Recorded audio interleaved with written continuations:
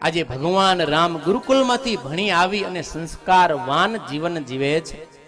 ત્યાર પછી આગળ જતા વિશ્વામિત્ર ઋષિ આવ્યા છે। એમણે દશરથ મહારાજા પાસે રામ અને લક્ષ્મણની માંગણી કરી।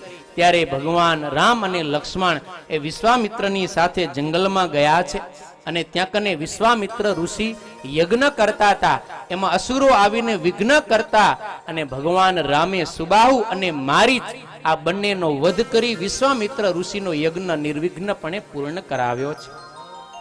યજ્ઞ પૂર્ણ કરાવીને હવે જ્યાં અયોધ્યા પાછા જવાની તૈયારી કરતા હતા એવા સમયમાં જ મિથિલા નગરીથી સંદેશો આવ્યો કે મિથિલા નરેશ મહારાજા જનક ધનુર્યાગ કરે છે, તો ત્યાં કને પધારો। વિશ્વામિત્ર ઋષિ રામ અને લક્ષ્મણને લઈ અને મિથિલા નગરી પધાર્યા છે।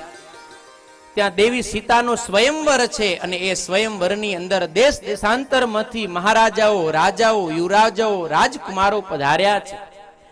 જનક મહારાજાની પ્રતિજ્ઞા હતી કે આ શિવ ધનુષને જે કોઈ તોડે, એટલે શિવ ધનુષ ઉપર જે કોઈ પ્રત્યંચા ચડાવે એને હું મારી દીકરી સીતા પરણાવું। બધાએ રાજાઓએ, મહારાજાઓએ, યુવરાજોએ ધનુષને ઉપાડીને પ્રત્યંતા ચડાવવાનો પ્રયત્ન કર્યો, પણ કોઈ ધનુષને ડગાવી પણ શક્યું નથી।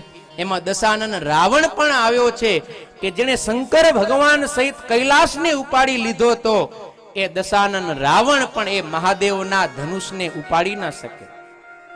કોઈ જ્યારે ઉપાડી ન શક્યા ત્યારે જનક મહારાજાને ચિંતા થઈ અને એના મુખમાંથી શબ્દ સરી પડ્યા કે આ ધરતી ઉપર કોઈ ક્ષત્રિય નથી બચ્યો કે જે ધનુષને મારી સીતા રમત માત્રમાં ફૂલની જેમ ઉપાડીને રમે છે, આ ધનુષને કોઈ ક્ષત્રિય વીર પુરુષ ઉપાડી નથી શકતો।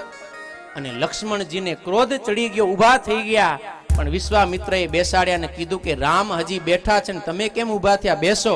પછી વિશ્વામિત્રએ આદેશ કર્યો, પ્રભુ રામ ઊભા થયા, ધીરે ધીરે આવ્યા, ધનુષને નમસ્કાર કરી અને એક હાથે ધનુષને ઉપાડીને જ્યાં પ્રત્યંચા ચડાવવા જાય ત્યાં તો ભયંકર ગર્જનાની સાથે શિવ ધનુષનો ભંગ થયો। બોલો શ્રી રામચંદ્ર ભગવાન। બધાને ખૂબ આનંદ થયો, માં સીતાને પણ આનંદ થયો। દોડતા આવી અને પ્રભુ રામના કંઠમાં વરમાળા પહેરાવી દીધી અને નક્કી થયું કે સીતાજીના લગ્ન હવે આ રામ પ્રભુની સાથે થાશે। અને જ્યારે વિશ્વામિત્રએ વાત કરી ત્યારે રામ પ્રભુએ કીધું છે, ગુરુ મહારાજ હું એકલો ન પરણી શકું, કારણ કે અમારા 4 ભાઈનો જન્મ સાથે થયો, અમે રમ્યા ભણ્યા સાથે, અમે જે કંઈ કર્યું બધું સાથે થયું, તો મારી ઈચ્છા છે કે મારા ભાઈઓના પણ વિવાહ સાથે થાય। આ એક ભાતૃભાવના શીખવા જેવી છે, નહીતર મોટા છે ને અને મળી ગઈ કન્યા પરણી લેવું જોઈએ ને, પણ નહીં, મારા ભાઈને મૂકીને ક્યારેય નહીં। આ બહુ મોટી વાત છે, પણ સમય નથી એટલે જાજી વ્યાખ્યા નથી કરતો। પણ આપણે સુખમાં હોઈએ ત્યારે પણ ભાઈને ક્યારે ભૂલવા જોઈએ નહીં।